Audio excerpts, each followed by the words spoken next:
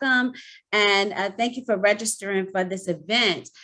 This event that is being hosted today, the virtual Mobile Institute and Conference, Reimagining Religious Freedom, Moving from Education to Advocacy, is in partnership with our friends at the Vanderbilt Divinity School's Public Theology and Racial Justice Collaborative, along with our friends at the Baptist Joint Committee for Religious Liberty, the Center for Faith, Justice, and Reconciliation, KARAMAH, Muslim Women Lawyers for Human Rights, the Samuel DeWitt Proctor Conference, and the Center for Public Theology. All of this is made possible by the generous support of the Henry Luce Foundation, which is funding this event, but also the incredible work that is happening with the Public Theology and Racial Justice Collaborative at Vanderbilt. So I'm really excited that you all have joined us today for this discussion. And if you haven't been with us in the previous days, I just want you to know, don't worry, because the recordings will be available for you to see at a later time. And we hope to have those up within the next couple of days. At the same time, just to remind everyone that this is a Zoom meeting. So everyone sees everyone, and everyone will hear everything if you're not on mute. So please make sure you stay on mute during this conversation. You will have an opportunity to engage the presenters during the Q&A time by posting your questions in the chat feature.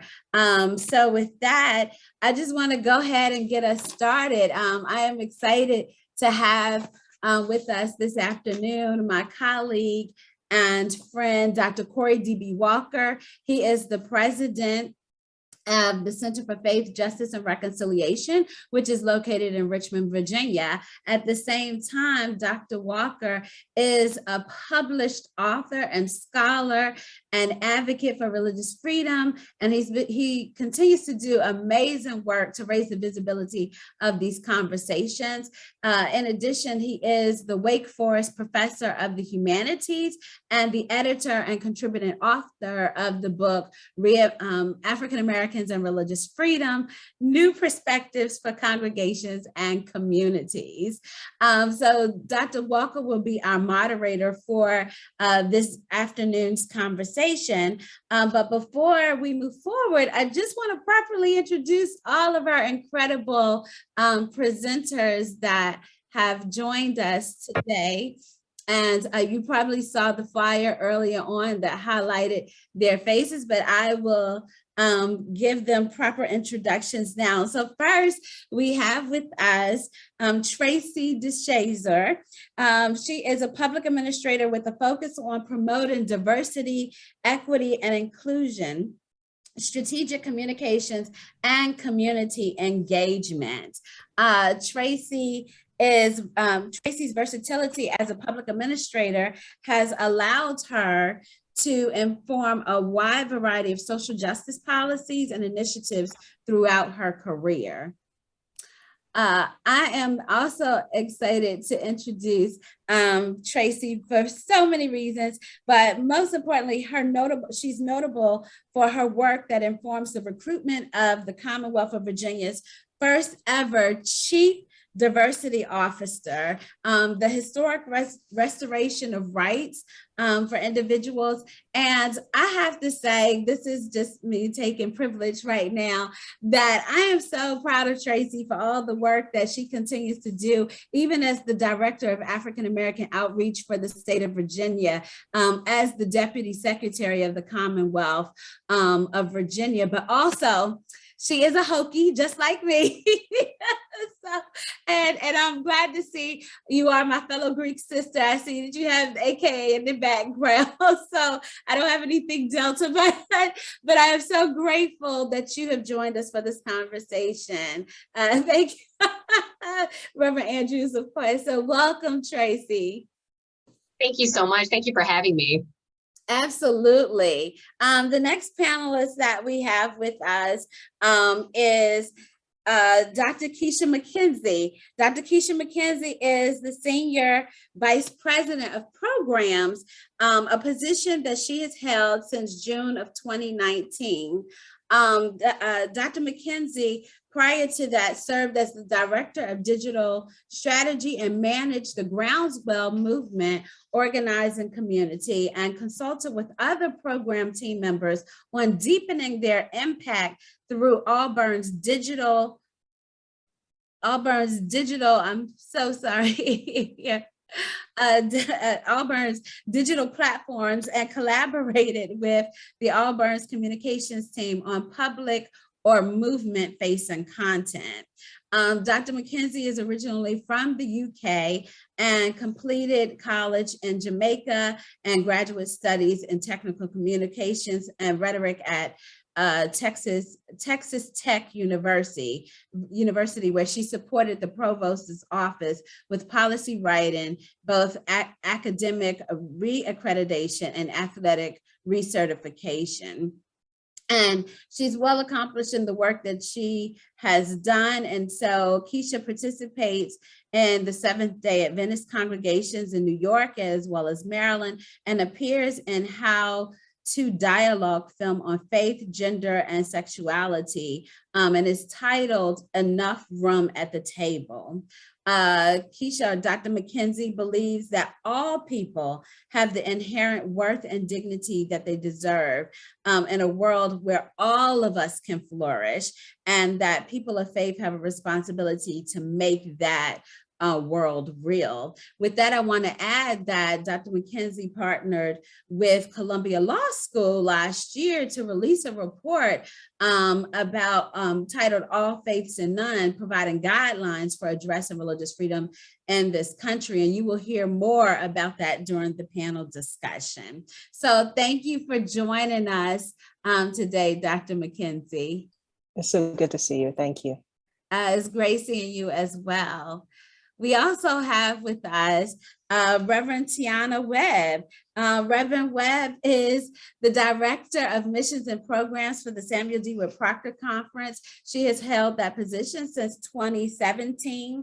And Dr. Webb, excuse me, I'm so sorry. Dr. Webb, I'm so sorry, it's been a long day.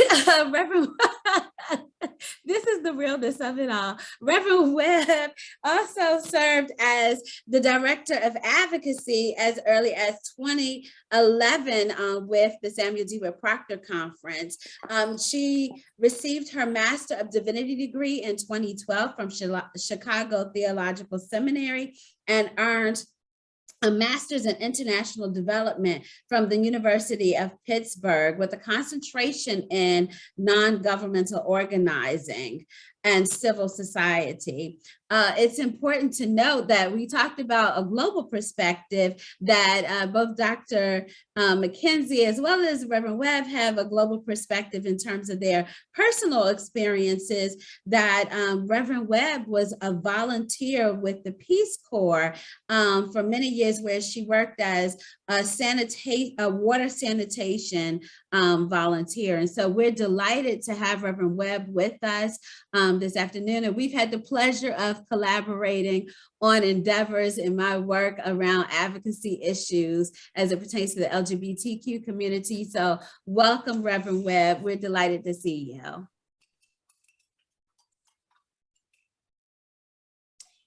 And I also have with us, great, I see Michigan State Representative Padma Kuppa is also with us today. It's important to note that Representative Kuppa is the first Indian American and Hindu American and immigrant that has been elected to the Michigan State Legislature, where she serves District 41.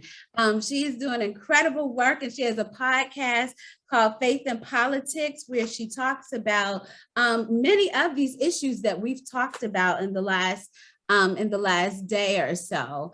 So I will also, it's important for you to know that that Representative Kuppa is a mechanical engineer and a project manager. So she got her training as an engineer with a career span in higher education, marketing, automotive, financial, and IT sectors. And she has been a civic leader volunteering with the PTA, which is so important. And education is one of the issues that she prioritizes in her work. So we are delighted to have all of you. All of them have extensive bios, and I encourage you to click on the link to learn more about the work that they are doing. And we look forward to this conversation. So Dr. Corey, I'm spotlighting all the speakers for you so we can get this conversation started. Thank you so much, Sabrina, and thank you really for your visionary work in organizing this series of important conversations on reimagining religious freedom. Truly, yesterday, today, and tomorrow will be historic in terms of the information that is shared, the advocacy that is advanced, and most importantly, the community that is built in order to build a more just and equitable society. So thank you so much for everything you've done to pull us all together. Thank you. Thank you. I want to thank each of the panelists for joining us today. This is truly an important conversation. Today, we've engaged in conversations around Christian nationalism and religious freedom, around health and religious freedom, voting and religious freedom, and the question of the environment.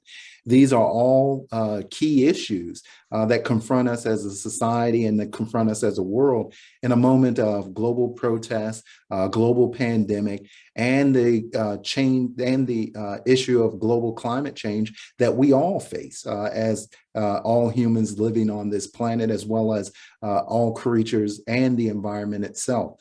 So I want to begin by asking each of you to begin by framing your key issues and key ideas around how do we position ourselves to make change and to take action. And I'll begin with Tiauna. Wonderful to be here. Thank you all so much. I am so honored. I have to be transparent and say that I am taking the place of Dr. Iva Carruthers, who was unable to be here because she's traveling, and I am humbled that she allowed me to be here to speak with you all. So to address the question that Dr.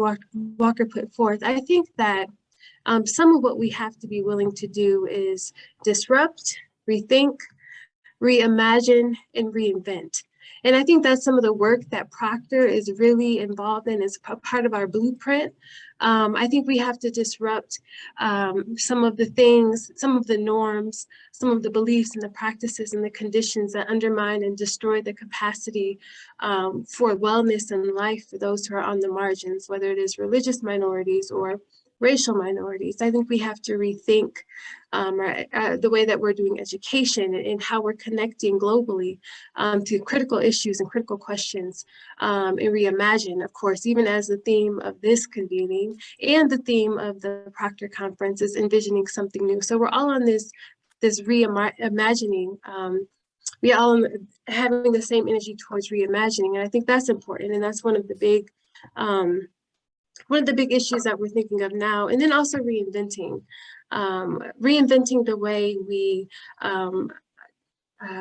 produce processes, projects, models, institutions that reflect our reimagining. So we're working towards things like gender justice, and we're working towards things like eco-justice, and we're working towards things like environmental rights and things like that.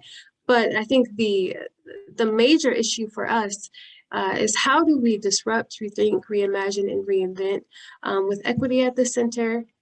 And we're also interested in how do we do this in solidarity with communities across boundaries, across the world. We're involved with the United Nations. We are in the Pan-African Working Group. So we hear these conversations across the world about what's going on. So we are always mindful about how our work connects across the borders globally. So that's where I'll leave it for now.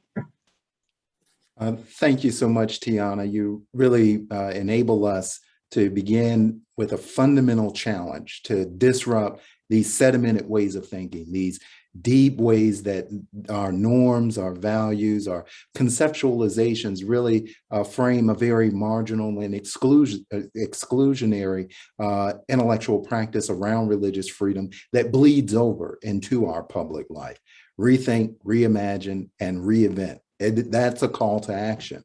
I want to go now to Representative Kuppa. Would you challenge us a bit on how do we position ourselves to make change and take action? Sure. I think one of the first things we need to do is to go into those places where we are not expected.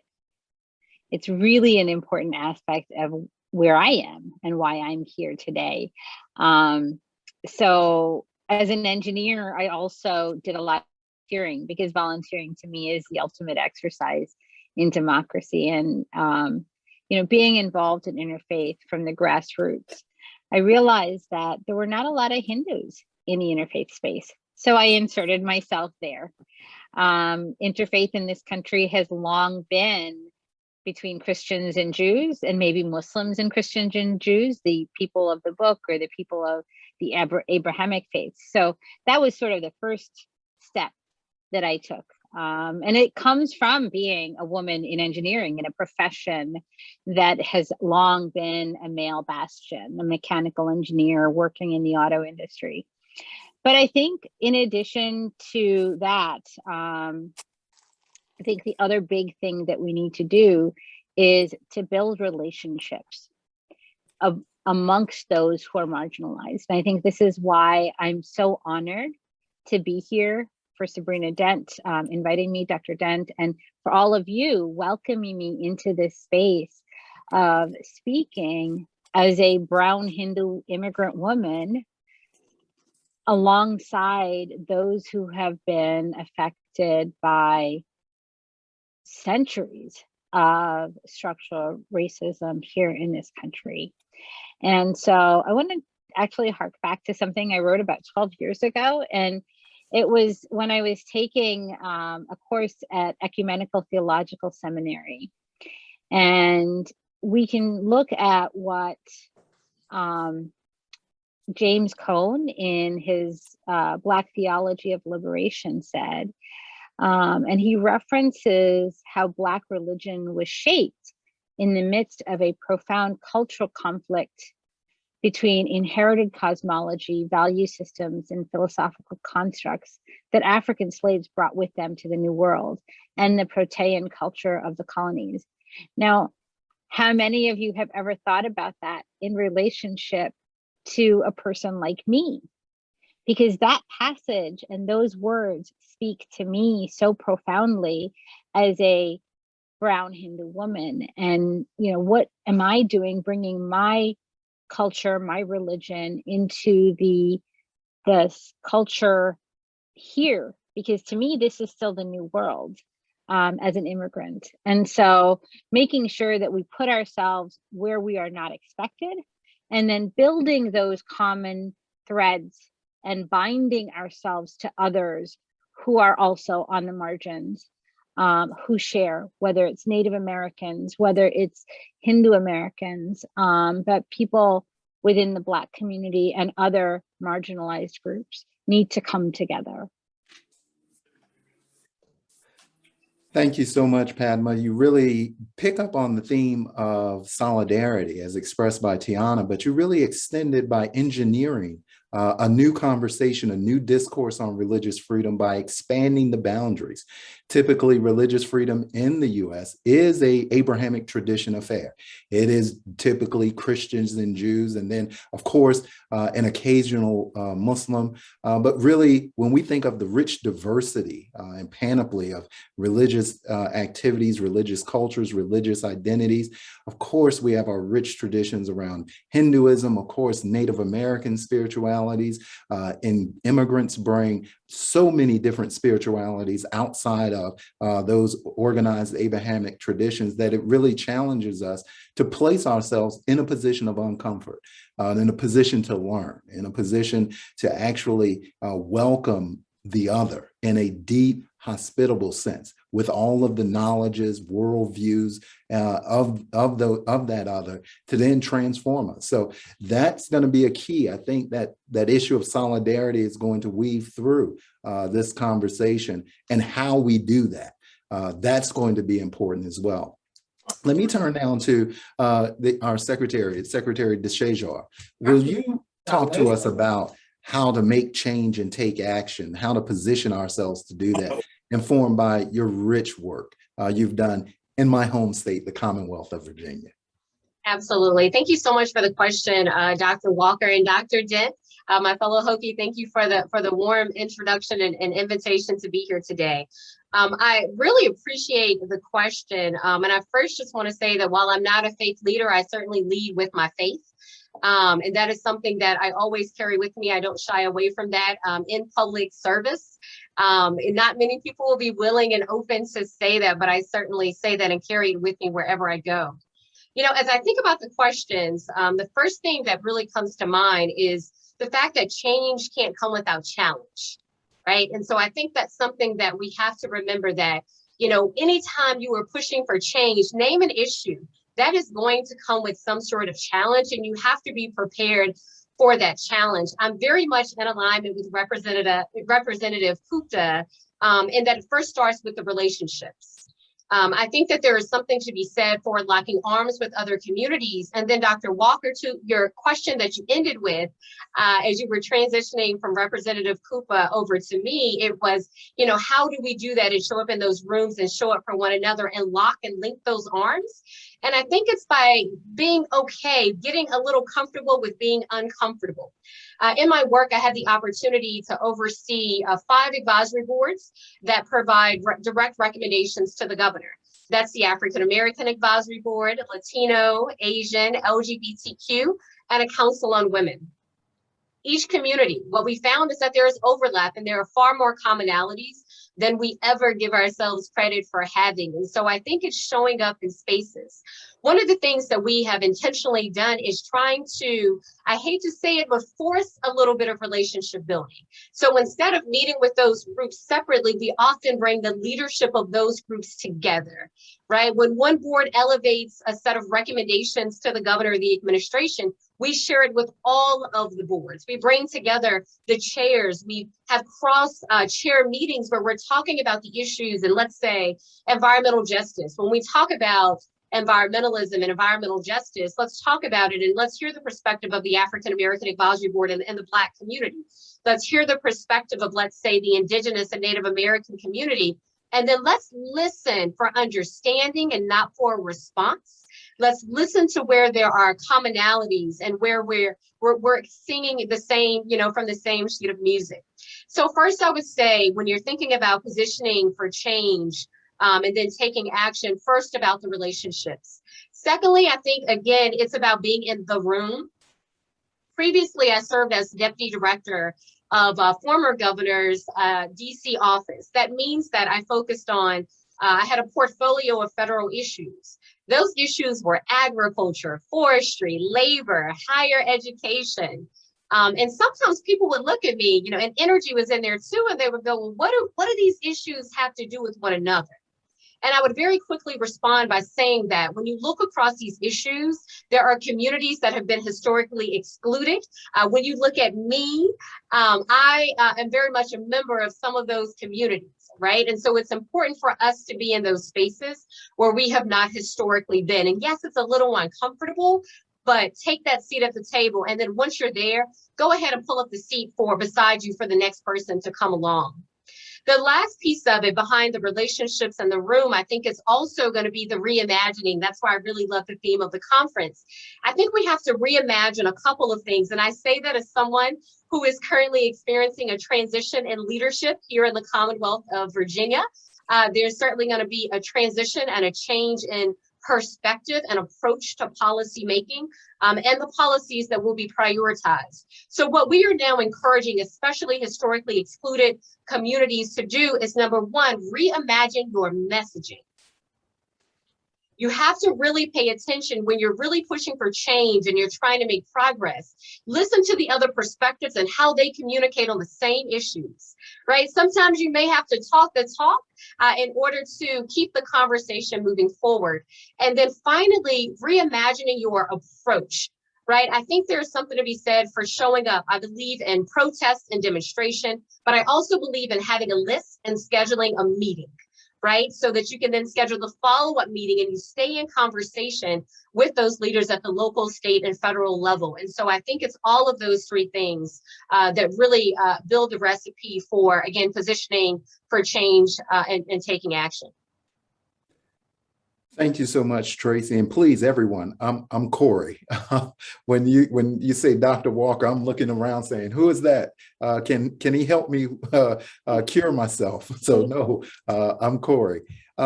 Thank you so much. Really, we're continuing with a theme of, and here we have beautiful alliteration on the R's with relationships. And that moves us right from Representative Kuppa to questions around connecting with questions of solidarity, but most importantly, building those relationships that last. Relationships, not with just everyone who agrees with us, but relationships to deepen the democratic experience, relationships with those that place us in a position of challenge and make ourselves vulnerable to actually being transformed by the experience of that relationship. We're also reminded of the importance of a presence in the room, making sure that voices that have historically not been heard are incorporated in the public conversation, making sure that the room is big enough and wide enough for the multiplicity of voices. And if necessary, actually rebuilding the room, doing some wholesale renovation. And of course, reimagining. And this is the one where we're going to continue our conversation on, because when we think of reimagining, folks often think that, well, it really isn't about changing policy. We really need some concrete steps. So we're going to keep our finger on that reimagining to really emphasize that before we get new policy or new programs or new prescriptives, we first have to reimagine what world we want to live in and allow that to inform the ways in which we think about this. So thank you so much, Tracy. And now we turn to our dear friend, Keisha McKenzie. Keisha, how do we position ourselves to make change and take action? I think it's very much rooted in our underlying vision. So at Auburn, I lead the team that helps us to develop our leadership cohorts, strategic partnerships, and research-based interventions from areas from reproductive justice and economic justice to LGBTQ rights and religious liberty. And we are a multi-faith justice organization that works with people across what we like to call the multi-faith movement for justice, so people who are Jewish, Buddhist, Muslim, Sikh, Hindi, who practice indigenous and African diasporic traditions, are part of which or Indo-Pagan, Euro-Pagan communities. They might be humanist, but of course, as an organization that began as a Christian seminary, we work with Christians as well. But what binds us together would be a commitment to empowering and connecting people of faith and moral courage, regardless of their traditions or backgrounds, who are willing to cultivate moral imagination for public good, and to think and speak and act publicly in ways that make that imagination for public and common good tangible for all people. The ultimate goal would be that we know what flourishing feels like, that we know what it tastes like, what it looks like when we go to work or play with our neighbors, whether we worship or keep our lives free from religion as we thrive in community.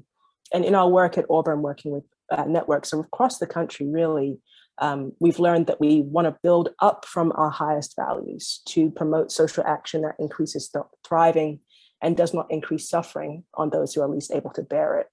And we've also learned that because of the impacts of religion across centuries in this country, there might be times when, as congregational or local leaders, we might have the legal right to do something, but we should be considering the costs of that thing to the wider network that we're a part of, and not just possible benefit to ourselves.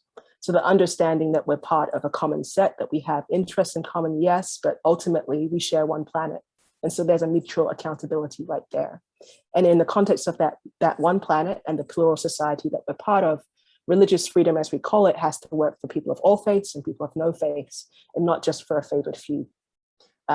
So we're thinking in this panel, I think, about what is it that's open to people who are not part necessarily of think tanks or advocacy organizations, and how might they move towards action? And again, that goes back to thinking about what is our mutual responsibility, and do we have a shared sense of what Grace Lee Boggs called the time on the clock of the world? What does it take materially and practically to ensure that the world that we share is structured to support people's full flourishing? And when we look at that clock, we can see time's up for all of those systems that hoard wealth and power and access and housing and rights, and tell us that we're unrealistic for expecting that our communities should resource infrastructures of care and kindness and sufficiency, and not just things like the bridges and broadband or partially remediated water pipes.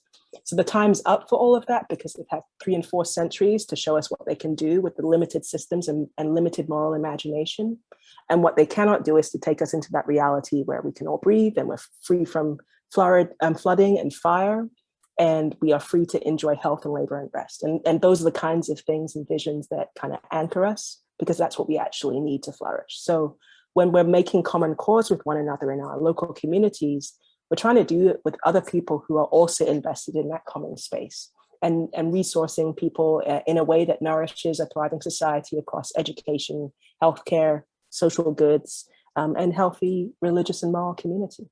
And I want to talk further along about the specific resources that we've developed and some of the partnerships and stories that we can share. Thank you so much, Keisha. Truly, we need to expand the moral imagination for public good, and that really calls us to account to actually develop those requisite resources to do that critical work, and also to reimagine what the public good is. I mean, we're in a moment of deep democratic deficits, not only within the US, but also globally. We're seeing the rise of the mobilization of religious hatreds, in as much as we're looking at and we advocate a very grassroots strategy of networking, a sort of rhizomatic approach. We're seeing the reinforcement of hierarchies of power that continue to marginalize the lives and life chances of the majority of individuals across our nation and our world. So I want to ask you, I'm going to move to Padma on this because you're in Michigan. How do we build this vision when we are in a moment that is deeply polarized? And it's no longer an agonistic politics. It is truly an antagonistic politics that we're experiencing right now. Definitely. And I think that I'm ideally situated or uniquely situated to speak to this for 2 reasons. I'm the first Democrat to hold this particular House of Representatives seat in the state of Michigan. Troy and Clawson, the 2 communities I represent, took me as a non-political power seeker to be their representative in 2018. I had no experience. I had not run for anything since 8th grade. 8th grade, I ran for Latin Club president against my 9th grade crush, Nat Bodegheimer. And so I had no interest in politics, and people had been encouraging me to run. And I always thought politics was very binary, right? Somebody wins, somebody loses, you're either red or you're blue, Republican or Democrat. And so I think that's one piece of it, is to move beyond that, to move beyond these binaries. Very, very critical for ourselves. And I think that I've always been in that position because I never really was involved in the political arena, but also because of my own hyphenated identity. I came to this country as a child, lived here for 11 years, and then moved back to India as a teenager. And so I really had this unique experience of looking like everyone else, but not sounding like everyone else. And then I came back here as a grad student, and I was a foreign student. And again, I look like a foreign student, but I am more American. And especially as a naturalized citizen today, I actually said I would give up my life for this country. So I moved between these polar opposites almost. And my faith leads me to that same space too, because Hinduism is unique in that you can be a believer in God with no form, So almost atheist. There are people who will say that you can be Hindu and be an atheist, but you can also believe in the panoply of gods, the multiple dimensions of gods, and believe in Saguna Brahman, which is multitude of what did Mark Twain say? India has 3 million gods or something. So something like that. And so to me, being able to personally go between opposites and find that middle ground. And I think that's what we need to come back to appeal to our neighbors about the middle ground, to find where we have common purpose. We don't want any child to be vulnerable, whether it's because they don't have access to food, or they don't have access to a safe home, or whether they don't have, all those things. And if we can find those places where, right now I'm actually working on a policy resolution. While I have no impact on federal policy, I see that we talk about kids in cages on the one hand, or about building the wall on the other hand. Right now, there is a huge problem with country backlogs. Certain countries, because of their populations, are unable to get quickly through the immigration system and fulfill the worker shortages that we require, whether it's engineers and IT workers from India, or people from Mexico coming in to do labor in our farms, or we can go on, but these country backlogs affect us. And so rather than talking about those extreme issues where we're never going to find common ground, I think we need to center ourselves and start working towards those things. I may not want to fund education that supports one religious group over another, because that is something that we have a Blaine Amendment in our Constitution in Michigan. But there may be a common purpose that we want every child to get an education. And so whether you believe in vouchers or whether you believe in secular education, let's talk about making sure every child has access to opportunity.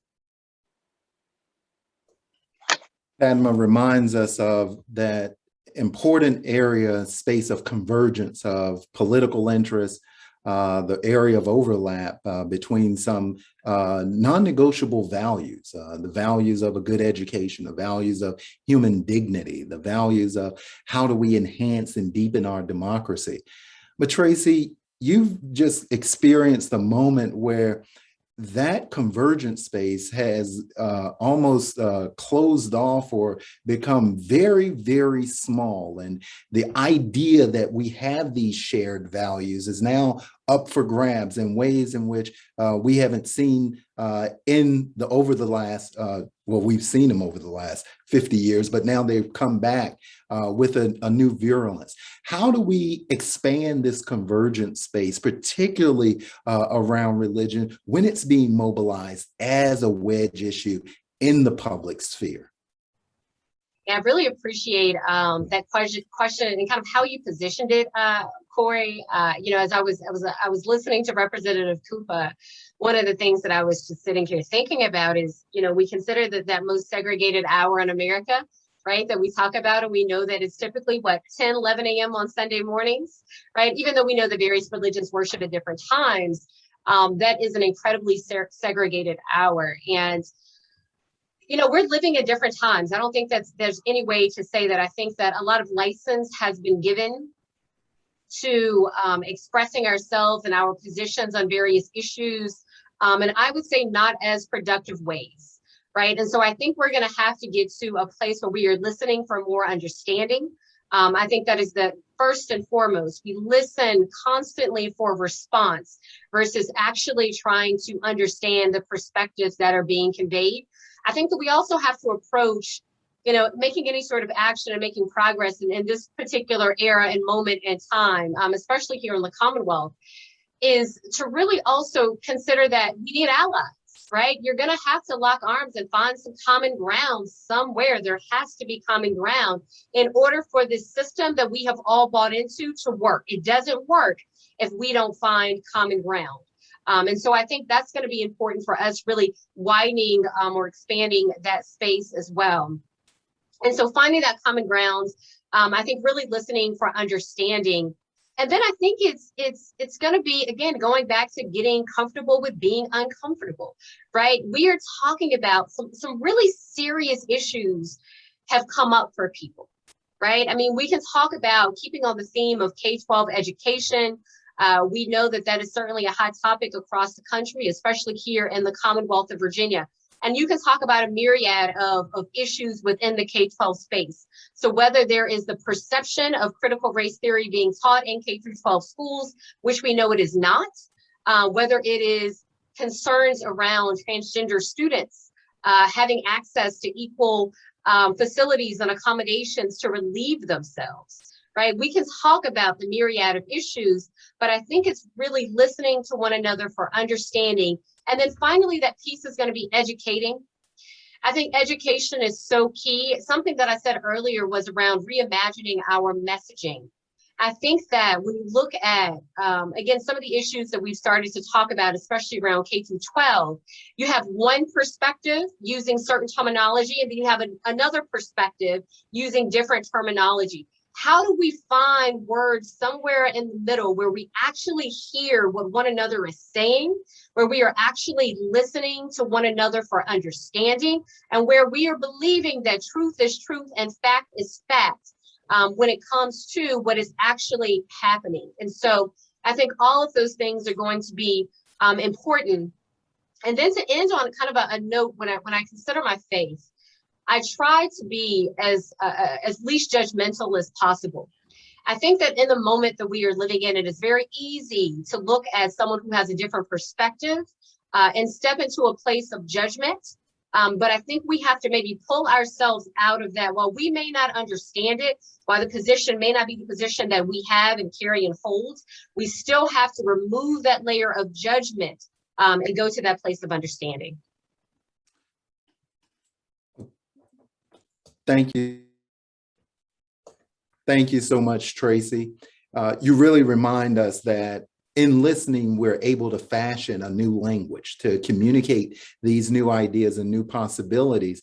And Tiauna, you remind us the Samuel DeWitt Proctor Conference has also moved beyond the sovereignty of the United States and helping facilitate this reimagining, helping to facilitate developing a new language to deal with some of the issues. Because when you think of the issues in the US, when we think of the mobilization of Christian nationalism, the very narrowness of it and the ways in which it's being mobilized politically to push public policy, we can also see those things globally. We see it with Modi in India with Hindu nationalism. We see it with Bolsonaro in Brazil with evangelical Christian nationalism, particularly coming with the upcoming elections.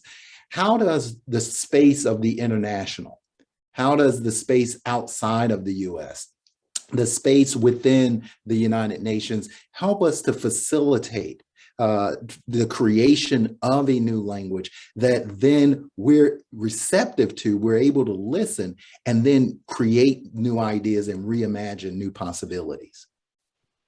Yeah, so I appreciate the question. Proctor has been grateful to have consultative status with the United Nations for almost a decade now, since 2014.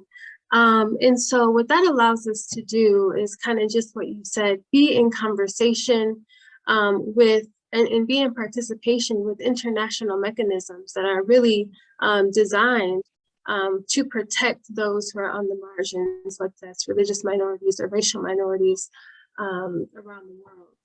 And it's been a really good. We have been able to participate in writing reports with different coalitions, with the National Council of Churches.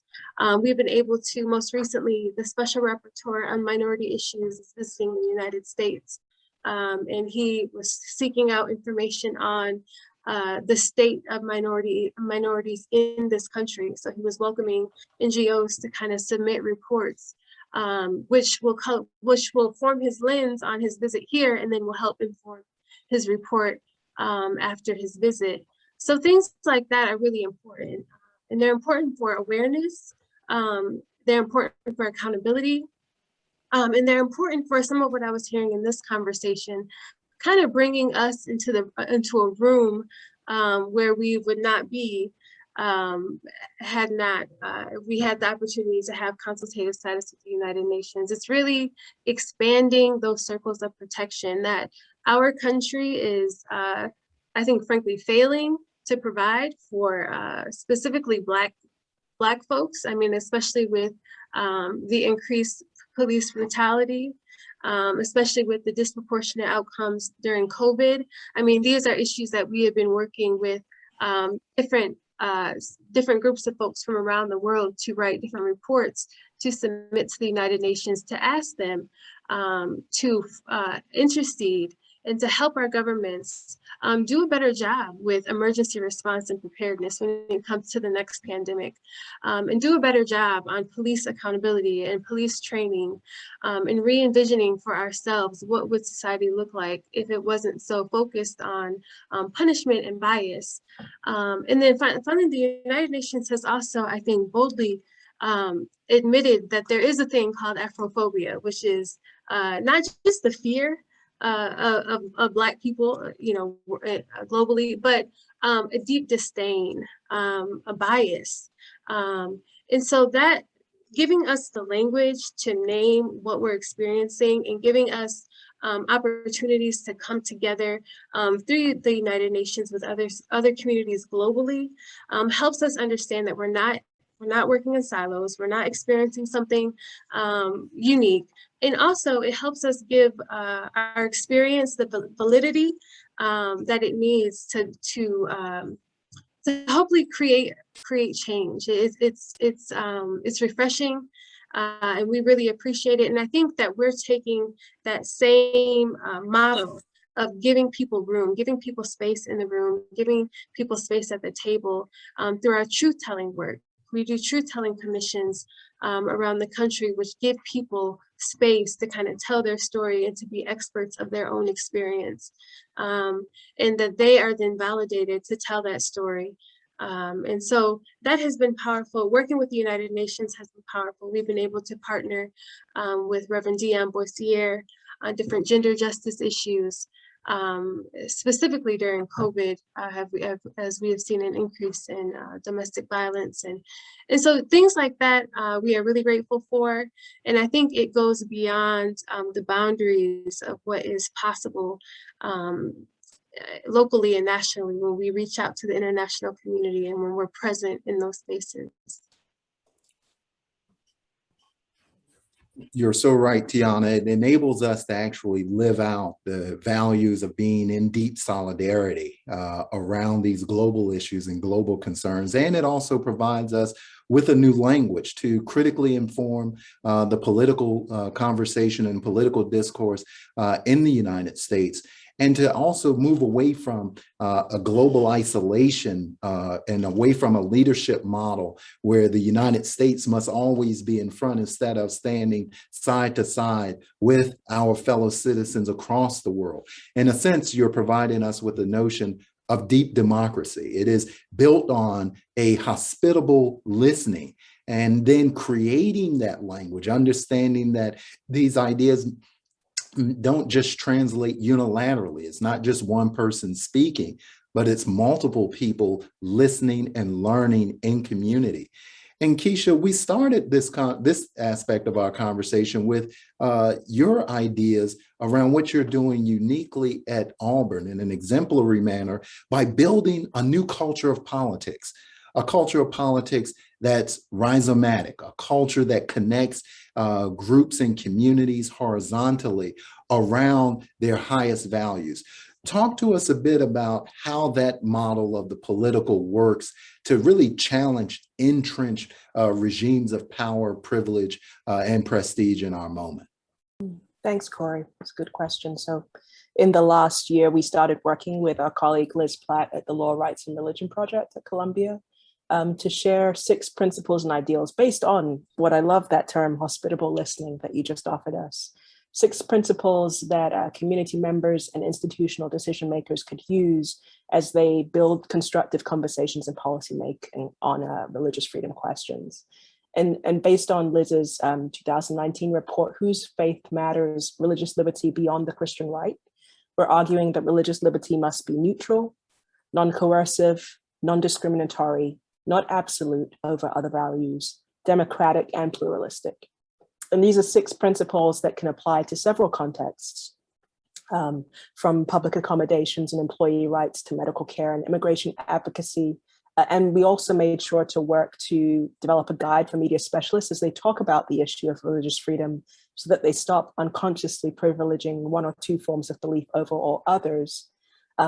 Because Auburn is a multi-faith organization, it was important to us to convene some religious and spiritual leaders to reflect on these principles and to offer comment on the report, because ultimately, pluralistic religious freedom is a collective project. And we practice it together, and we need common understanding as we work across communities to protect individual religious practice, also to protect minoritized religious groups, also to protect non-religious people, and to protect other fundamental freedoms alongside religious freedom. So to not elevate it above freedom of expression or freedom of association and so forth. And ultimately, the stance that we would take to this question would be, we don't have to retrench ourselves in presumptions of conflict as we do this kind of community work, to assume metaphors of winners and losers and advantage and defense, even the longstanding metaphor of sword and shield, which I grew up with, and I know it has utility. I wonder what happens if we shift our underlying metaphors into the terms that we've been talking about today, terms of flourishing and interdependence and human dignity and relationship and kinship. And if we start by assuming that we all belong here, that the Muslim alongside the secular humanist and the Jewish person and the deconvert and all have some inherent value to human community, then we can use religious freedom as a mechanism for affirming that inherent dignity and assuring each group's expectation that they will have mutual treatment from their government and mutual flourishing in their neighborhood. I do have some encouraging signs as I look at the landscape, read the research. Pew recently published a report earlier this month that found that more than 63% of respondents said the federal government should advocate for moral values that are shared by people of many faiths, rather than privileged values from Christians alone. And 69% said the federal government should never declare any particular religion as the official religion of the United States. So that's great. It should be higher. But in this economy, in this insurrection, with this much white nationalist energy in the water, we can build from 69%. Secondly, in coalition with several other faith-rooted organizations, we've worked really hard with local congregations to refuse the normative idea that being faithful means misusing religion to dodge practices that would mitigate viral spread. So we know that some people who are religious have been using religion as a argument or justification for selfish behavior during the pandemic, but it doesn't have to be that. And those of us who mean something else by faith in the public sphere, we have the responsibility to speak to those alternatives, because when we look at the impact of the pandemic over the last 20 months now, that's 777,000 people, 777 reasons to be clear that we can't use legal exemptions to allow religious people to make others more vulnerable to illness or premature death. And when we do use religious freedom in that way, we're using it and dishonoring it in a way that harms everybody, including religious people. And thirdly, we've been looking in our work for shifts in both the legal context of religious freedom and how we live and practice religion, morality in our daily life. And we're looking for signs of solidarity. So we've been working closely with Christians who are moving out of exclusive forms of Christianity, and we've been working to aid and resource multi-faith coalitions to build generative relationships before they need them. And as an example, we were just in Arizona with a colleague of ours to build fresh relationships between the LGBTQ national organizing circles and senior leaders in the LDS Church, leaders who've worked with queer and faith-rooted colleagues on the ground to build a non-discrimination law that actually improves the quality of the community that they share. And then in the repro and health space, we've been working with representatives of 2 hospital systems, one in Portland and one in Houston, Texas, to track how their policies, their faith-rooted policies, connect with their religious traditions, and to see what their faith commitments might mean for people who are actually seeking medical treatment, whether it's abortion or physician-assisted death. So in those 2 spaces, religious freedom comes up a lot. Catholic hospitals may not offer physician-assisted death, but the Methodist hospitals may offer abortion in certain conditions. And each of those have, based on their religious understanding, a perfectly valid and should be equally held by the law, valid reason for offering those services. And we want to be able to resource them as they parse out what that looks like as they offer services to the general public. And we also want to equip people who are members of the public in navigating those religious systems, because in so many parts of the country, medical facilities are religious. And so if we don't figure out how particular sectarian beliefs play out in a plural society, then everybody, as we walk into stores, as we go into hospitals, as we go meet doctors, as we try to have education, we're going to hit these rubs where you talked about the common space between us. And so we want to be able to build on this sort of generative, open, interdependent kind of way of being in community together, whatever our particular faith background is. Thank you so much, Keisha. You remind us that we're building on the 69%. It is the 69% of individuals who agree that we should have a polity that really represents and really represents the values that we all share in common. And when we think of it like that, when we remove those root metaphors of scarcity, root metaphors of even master and slave that saturate so much religious language, those root metaphors that really dictate our and inform our religious and political imagination, we open up to new possibilities, open up to possibilities of life together, open up really to the possibility of what Martin Luther King reimagined as beloved community, borrowing that term from Josiah Royce and really deepening it in the midst of a global Black freedom struggle. I want to begin, and I want to invite all of those who are with us this afternoon to share your quick questions right in our chat feature. You can write in our chat and ask quick questions for our panelists, and I'll grab them. And as I do that, what I want to do is offer each of the panelists, Tiauna, Padma, Tracy, and Keisha, to really identify those ethical standards, those ethical precepts that can really renew the polis. I mean, when I think of the polis, of course, we're thinking of the public, we're thinking of the ways in which we're polite to one another. We're also thinking about the police. And in many ways, this root comes out of this Greek root of the polis and the polity itself. How do we reimagine our relationships, and what ethic can underwrite that beyond just the ways in which we think about what's needed? But there has to be a predisposition that then opens us up to these new ideas and new ways of existing in community. How do we then, what are those ethical frames or ethical ideas that can orient us? And then how can they do the critical work we need in this moment? And I'll begin with Tiauna, then we'll go right to Padma, Tracy, and we'll end with Keisha. That's a big question. And it's funny because we also work with the Drug Policy Alliance, and we just had a conversation with them where they're kind of thinking of these same things too. They're having a pivot in their organizational structure and really thinking about how policy isn't going to save us. And there's a human element to change that you're kind of speaking of, this ethical framework. Because even if we decriminalize, even if we have drugs decriminalized in Oregon, or even if we have less Black men getting sent to jail for marijuana, there's still bias, there's still racial discrimination, there's still all of these things that are happening, and there's a human element to it, and what's gonna make that change. And so I think for me, it goes back to what was said earlier about relationships and solidarity, and asking some questions and getting clear on what you're willing to do. I think it has to do with shifting our ideologies and things that we believe deeply. And some of the questions that Dr. Carruthers offered in a devotional from Bread for the World, she asked, when you see people who do not see the humanity in others, what will you do?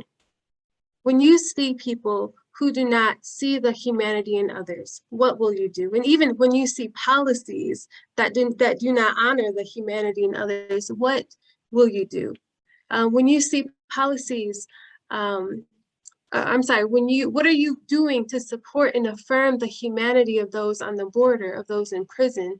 What risk are you willing to take to engage in advocacy and activism, to dismantle the intersecting systems that can contribute to the violent practices and policies that we have in this country? So for me, I think that it starts with being honest with yourself about what you're willing to do. And it starts with relationship.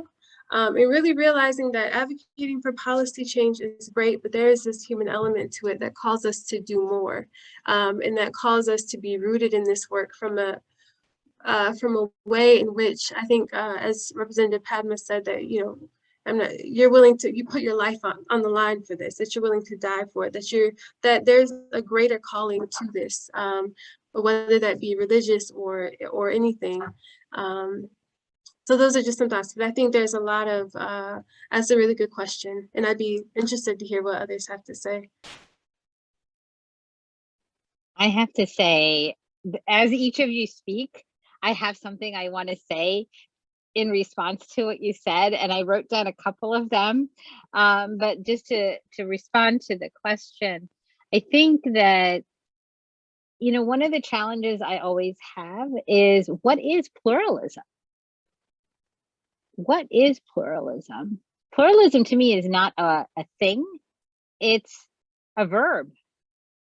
And it's a constant engagement with how do we engage somebody who doesn't fit in our circle, right? And pluralism, exactly, pluralism is a practice. And so I think that's one of the first things that people ask me, how do you have so much energy? Like, I'm one of the busiest state representatives because I have a real challenge, given that I have what I consider not a strong Democratic or a strong Republican district. I have a very purple district.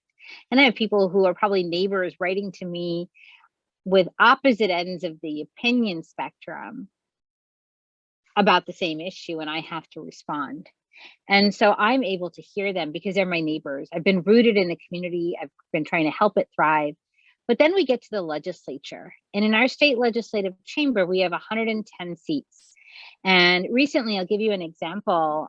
We had a bill where one of our Republican colleagues introduced a bill that basically says that you shouldn't really teach history because there's some fragility going on here.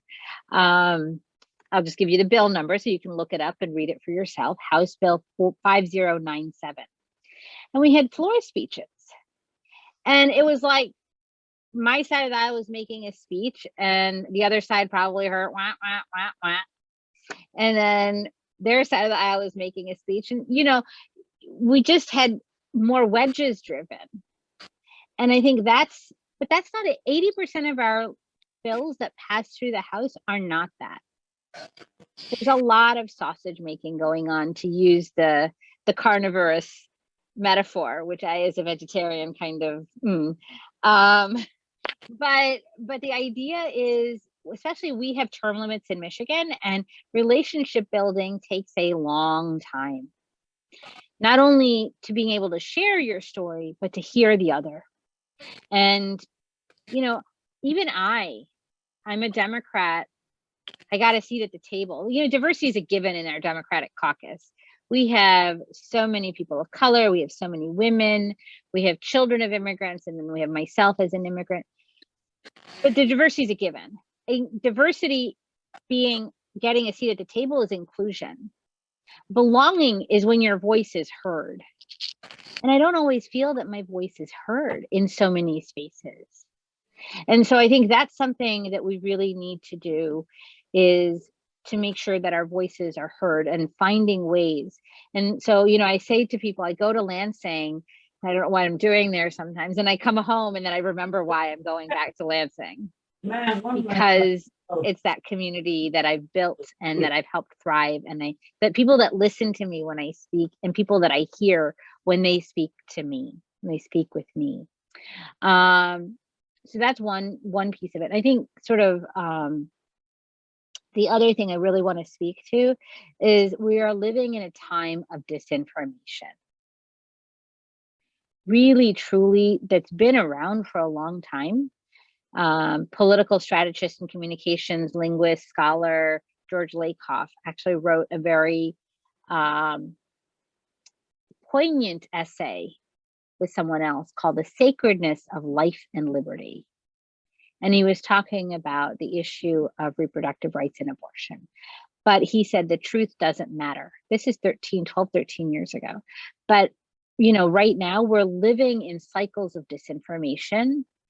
And how do you counter the disinformation? And I think that is our biggest challenge today is I look at voting rights and the election bills and all the controversy that we had in Michigan over our elections. The Republican Senate leader of the Oversight Committee this summer had death threats because he said that Michigan's election results were valid and he didn't find anything wrong. He's in the majority. He took the time and to see what's happening around believing in these untruths, these falsehoods around the election or something else. I don't know. That is the thing that I struggle with the most right now is countering disinformation.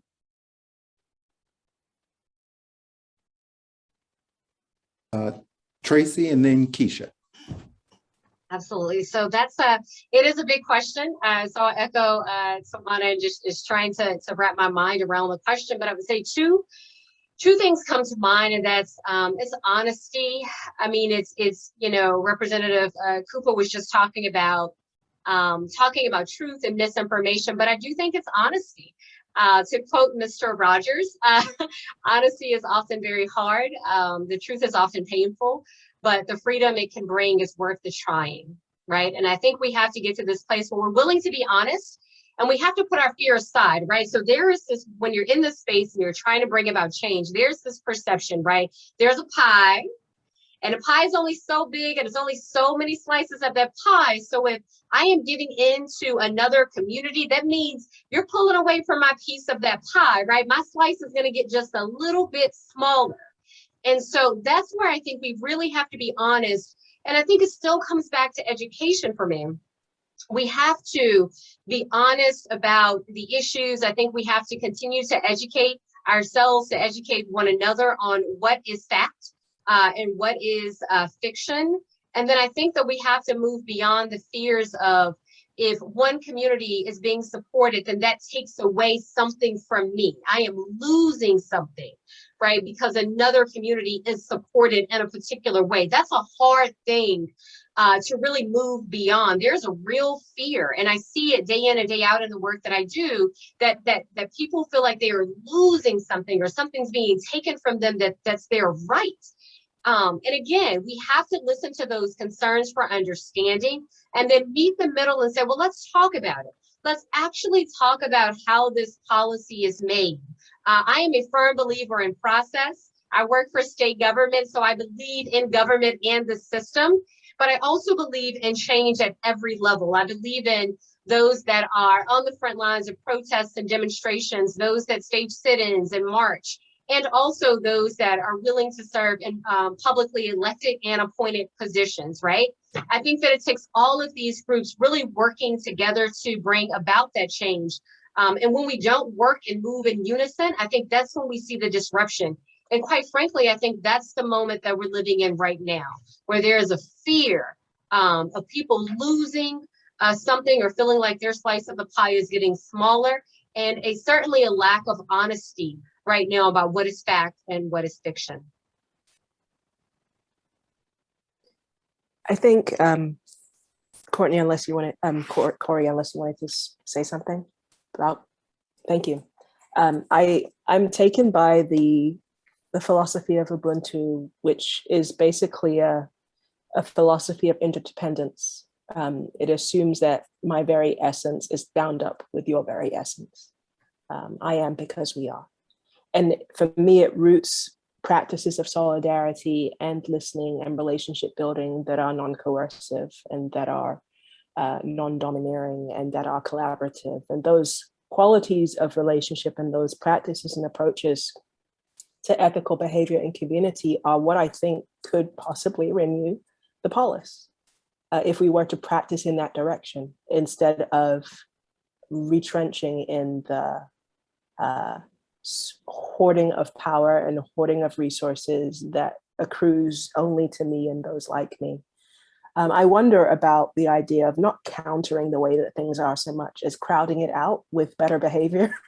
And the reason that I think about that is the ecological metaphor in my head of what it takes to flourish is not just human flourishing. What it takes to flourish includes other life forms as well. So like it's an ecological flourishing that we actually need as humans to thrive. And if we only focus on our own species, then we're actually not going to get what we want. And so when we're in a garden space, we want to plant the things that we want to bear fruit. And we want to crowd out the things that might overtake them and overrun them, the disinformation that you raised earlier on. I think another temptation that's a challenge that we do have to just move through in this moment particularly would be the temptation to drag the normals of 2020 into the winter of 2022. So we've come through 18 months of severe disruption across every sector of society. And perhaps, as one author recently wrote, COVID has not changed us enough. And what we need to do is to pause enough to listen to the lessons of the disruption of the last year and a half, note what has already failed us, and dig into and resource those local relationships that can possibly help us to move differently in economics, in food provision, in education, and in other spaces. And then finally, I wonder about us being grounded in the present and being truthful about history, but being drawn forward to the future. Because all across the last day and a half of these panels, at least, we've been talking about a quality of religious freedom that we've never actually experienced in this country that applies to everybody, that doesn't privilege some. We've never had that.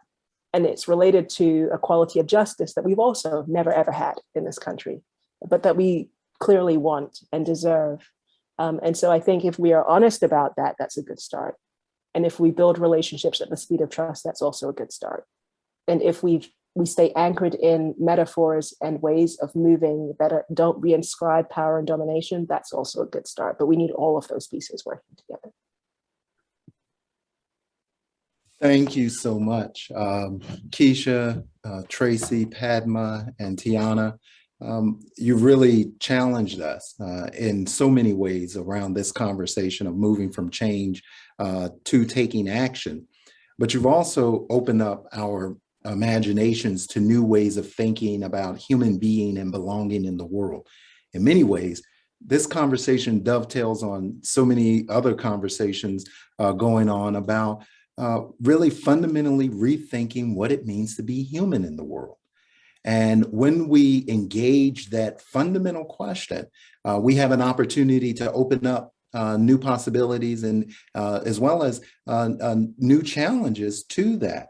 And we have a question from Dwayne Ross, who wants to activate this and wants to activate it in a sense of engaged citizenship that's beyond just voting. For those who are gathered on this call and who will then see this recording, how do we activate these new ways of being human in the world, this new imagination around religious freedom? What is it that we can do in our everyday lives, cognizant of the global pressures that we face locally, pandemic, protests about what Keisha said, those ideas that we have not realized, those ideals we've never realized, as well as a climate situation that is not just about humans, it is about all of creation. The earth will be here. It will just expel humans and other creatures. The earth is going to be fine. The earth is going to stay here until the sun explodes, but the earth will be fine. How do we then engage, develop a truly engaged citizenship? And like Tiauna, maybe it's not just around the sovereignty of the nation state.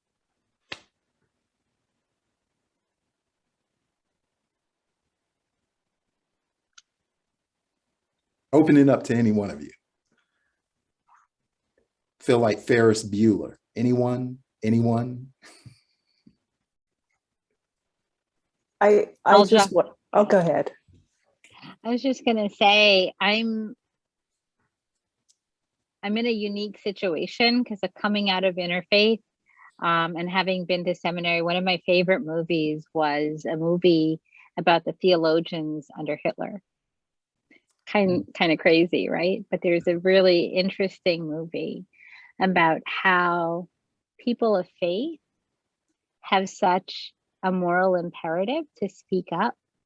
And so those of us who believe in love as being the ultimate faith, in pluralism as we are trying to define it here together, I think we have an obligation to speak up. And so the night of the speeches where I was talking about the 1597, the House bill, I'll put the link in the chat in a sec, when nobody was listening to each other, I reached out to our local group of interfaith scholars, and I sent them an email and I said, please, can you do something?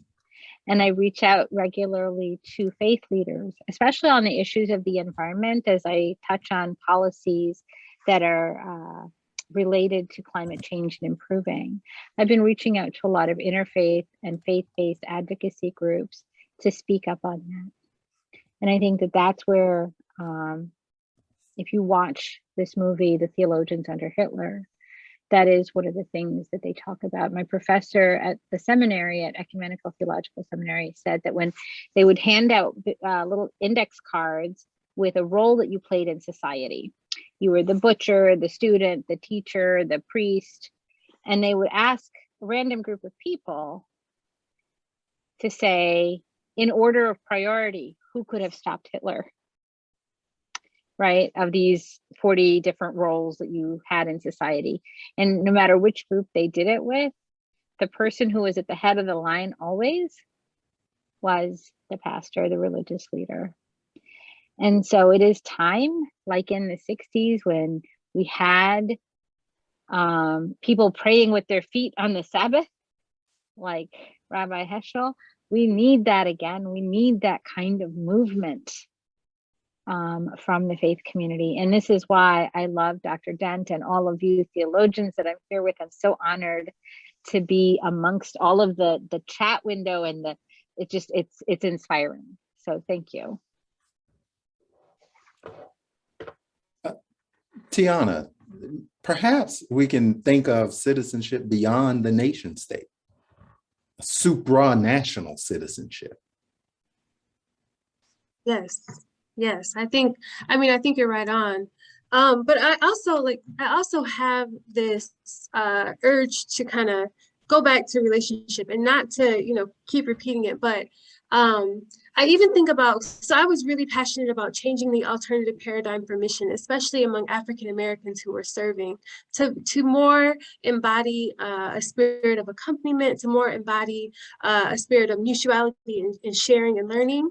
And when I did my Peace Corps experience, right, they put us in different villages around West Africa, and so many issues, malaria, disease, climate, we're losing harvest season, so many emergent issues. Everyone wanted to jump in and get working. But the one thing they told us was don't do anything. They said, get to know where you are, learn the people, build relationships, and do not do anything for the first 6 months at your site. And so I kind of carry that with me. And whenever I feel like there is just this urgency and I want to get going and I want to create change, I identify what the issue is I feel called to, and then I go and build relationship with the people there, so that when I'm doing something, I'm doing it hand in hand with them, and I'm doing it informed on the change they want to see, and not the change I feel should be there. Not the policies I think they should want, or not the truth I think should be taught, or not something grandiose, and it's about me and I'm being the voice in the room, but I'm making room for their voice to be equitably at the table with me, creating change. So I'm always mindful of that. I'm also a Representative Kuppa reminded me, I studied genocide at the University of Pittsburgh, and just how terrifying and frightening it is, how easy and how influential our faith leaders are, and how easy it is to kind of slip down the path of evolution to genocide. And I think we're seeing some of the signs in our country from, it could be from shifting our founding narratives and shifting who belongs here and shifting the idea of a threat and the imification and who's an enemy. And all of these things matter. But I think it goes back to what we opened this conversation with, is relationship, finding relationship and letting those relationships inform your actions. And I feel like you'll be right on time. I feel like you'll be doing the right thing, whether it's local, national, or global. You'll be making the impact you need to make. And it'll be bringing us all into a more humane, more hopeful way of living. So.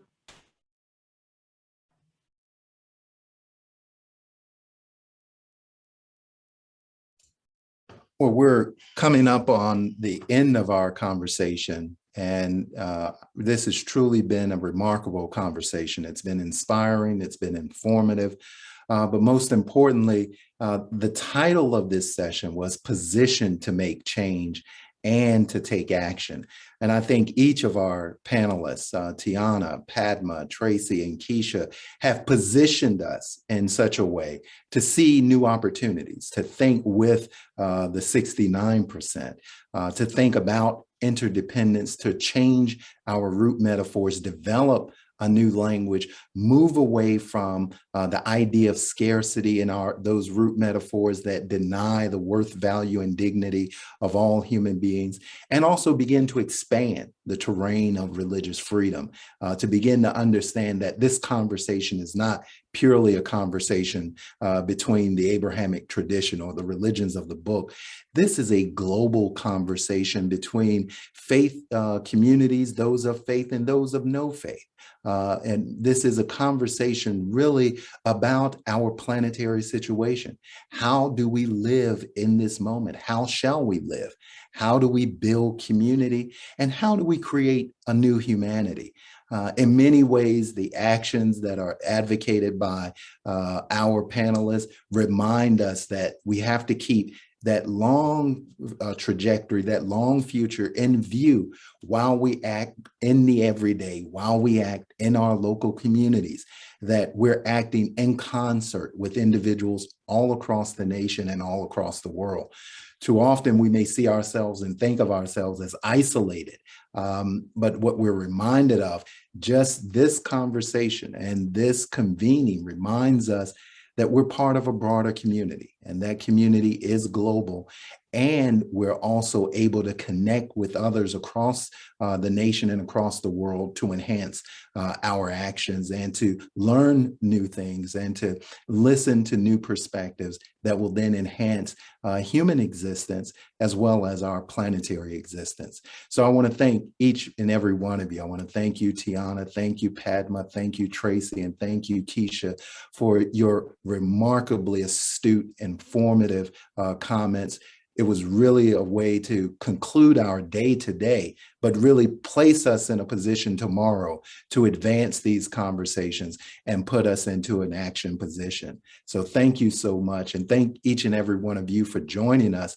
And now I want to throw it back to our dear colleague and convener, Sabrina Dent, who will offer us some comments and also some suggestions and recommendations for how we conduct ourselves tomorrow. So we make real this reimagining religious freedom. It is not only unleashing our imaginations, it's unleashing a new sensibility and new spirit to engage the global community. Sabrina, take it away. Yes, thank you so much, Corey, Tiauna, Padma, Traci, and Keisha for your incredible contributions to this conversation. There's so much that I took in during this conversation. I know I was responding at moments in the chat as well as I shared on social media, asking the question, how will people get involved, right? Like this, we walk away from each one of these discussions today being challenged with a call to action to do something more than what we've done. And I've had so many convictions today because of something that's been resonated in my own mind about work that I need to continue to do. And so I'm just so grateful for all of you. And I'm grateful for those that have joined us for today's conversation. So I invite you all that are watching as attendees to please give a virtual round of applause to all of our panelists and our moderator that have participated in this conversation. I encourage you to go to their websites that have been provided. Look, read the resources. For those of you that were a part of the conversation or missed the conversation earlier today, I encourage you to download the resource of African Americans and Religious Freedom. We need to make sure that we're reading the resources that are available to us, and it's available free of charge because it's a digital download. So I just want to say thank you to all of you. As we prepare for, because this is the last session of the day, as we prepare for tomorrow, that I want you to remember that we will be reconvening at 10 a.m. For the advocacy training and talkback sessions. This will be hosted by our friends at the BJC, the Baptist Joint Committee for Religious Liberty. And we will also have Reverend Rochelle Andrews, who moderated the conversation earlier today, to tell us a little bit more, especially those of you who may be seminarians or religious leaders considering to go into seminary, that there is an opportunity for you to engage in a program about faith and politics that happens here in Washington, D.C. We need more people of faith to be involved in these matters, as you've heard throughout the conversation today. So I invite you to do that. And that will take place from 10 a.m. to 12 noon. This is all Eastern Standard Time. So for those of you that are joining us from the Pacific Coast, we thank you for your flexibility, especially with the early sessions that we had. But all I can say is thank you again to our partners that have supported this work over the last couple of days, and even before then, the Public Theology and Racial Justice Collaborative at Vanderbilt Divinity School, the Center for Faith, Justice, and Reconciliation, the Samuel DeWitt Proctor Conference, the BJC, KARAMAH Muslim Women Lawyers for Human Rights, and the Center for Public Theology at Wesley Theological Seminary. And most importantly, we're grateful to the Henry Luce Foundation for making an investment in this program and the mobile institutes that have been hosted by the Public Theology and Racial Justice Collaborative over the last year or so. So again, thank you for joining us today. I hope that you have a wonderful evening. Please know that these recordings will be available for you to view at a later date, and we will send those links to you in our follow-up email at the end of this conference. So again, thank you. I hope that you have a wonderful evening.